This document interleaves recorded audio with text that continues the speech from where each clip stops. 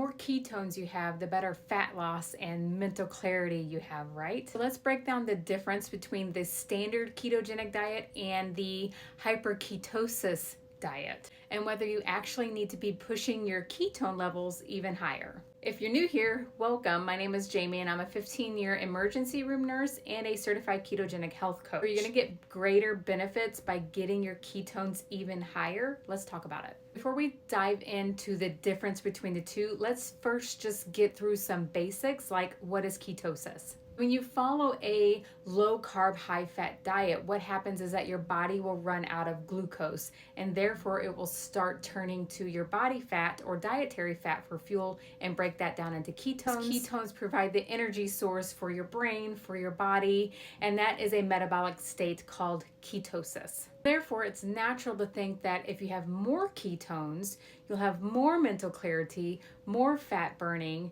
and just overall better metabolic health, which is where the idea of hyper-ketosis comes into play. All right, so let's go over the two diets. Standard ketogenic diet is what most people follow for weight loss and reversing a lot of metabolic conditions like prediabetes and type 2 diabetes. On a standard ketogenic diet, your carbs are roughly 5 to 10% of your total calories, which equals usually about 50 grams total per day. So your protein is between 20 and 25% of your total calories, and your fat is 70 to 75% of your total calories. And your ketones are going to be anywhere between like a 1.5 to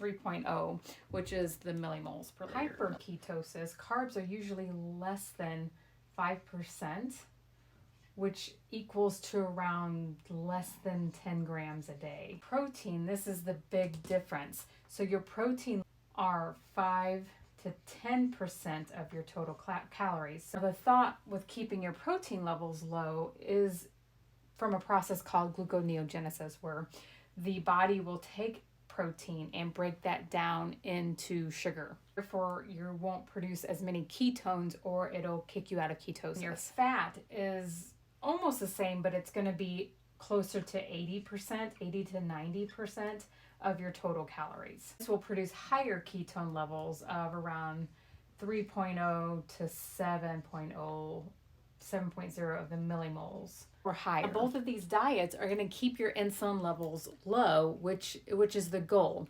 But does producing more ketones, does that have more benefits? For most people, that answer is going to be no, and it's going to depend on your goals. The benefits of pushing your ketones higher is usually related to medical reasons or what's called therapeutic ketosis. And that's for people with like epilepsy or Alzheimer's disease or some cancer therapy. If you're following this approach to lose weight, to have more mental clarity, more energy, or to reverse metabolic conditions like prediabetes, type 2 diabetes, some high blood pressures, fatty liver, all of those conditions related to insulin resistance, then staying in ketosis is what matters, not how high your ketone readings are. Some of the problems I'm seeing with this type of hyperketosis approach for the majority of people is this right here. This is a problem to me. Going too extreme with low protein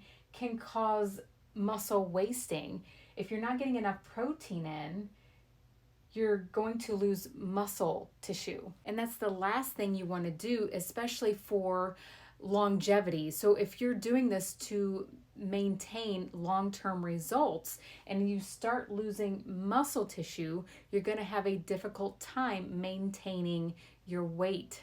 Muscle tissue is very active. It requires a lot of calories to maintain. So the more muscle you have, the more calories you burn at rest. Plus, as we get into our older years, we want to have more muscle tissue because that's going to lower the chances of being frail and debilitated and falling. Plus, for some people to get ketones higher, you take exogenous ketones, which is an expense. You don't need to buy exogenous ketones because your body is producing them on its own. Now, there are reasons that you can take that. And if you want more information on that, just comment below. As you are producing ketones, over time, those ketones are going to go down as your body learns how to use the ketones for fuel. So you'll see at the beginning of even a ketogenic diet, your ketone levels can be very high. But as they start coming down, that just means that your body is utilizing those ketones for your energy source. So you have to pay attention to how you're feeling. How is your energy, your mental clarity, your pain, your hunger and cravings, are those going away? If you've been chasing higher ketones, stop. Stop making keto harder than it needs to be. Instead of chasing these ketone numbers, focus on what actually matters. Instead, eat real nutrient-dense keto-friendly foods and not all these fat bombs and bacon and bunless burgers. If you need a list of those foods, which is a lot, grab my free ebook below. It has even has sample meals in it. I'm going to prioritize protein, which is going to help with fat loss in the long run and keep you healthier by preventing your muscles from breaking down. Last thing to really focus on is keeping it sustainable. Consistency is what actually drives your results. It's also very important for you to understand the difference between dirty keto and clean keto, and I put that video up right here. So stop stressing. Here's what you need to focus on. Staying consistent, eating whole foods, keeping your body fueled the right way. If you're serious about controlling your blood sugar, losing fat, and getting your health on track, check out my 21-day Keto Kickstart course, which is going to focus on clean keto, exercise, and sleep and stress, because that's all very important. Plus, you get more guidance from me, your ketogenic coach. Now I want to hear from you. Have you ever tested your ketones? What's the highest reading you've ever gotten? Comment that below. Let's talk.